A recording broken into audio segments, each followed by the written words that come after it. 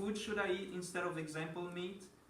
The short answer to that is that if you want to switch to anything, create the opportunity for you to have access to what you want to go towards, and don't work on eliminating what you don't want.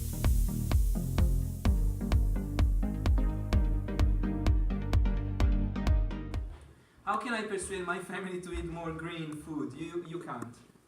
It's a lost battle. It's a lost battle. The only thing that you can do really is to be true to yourself.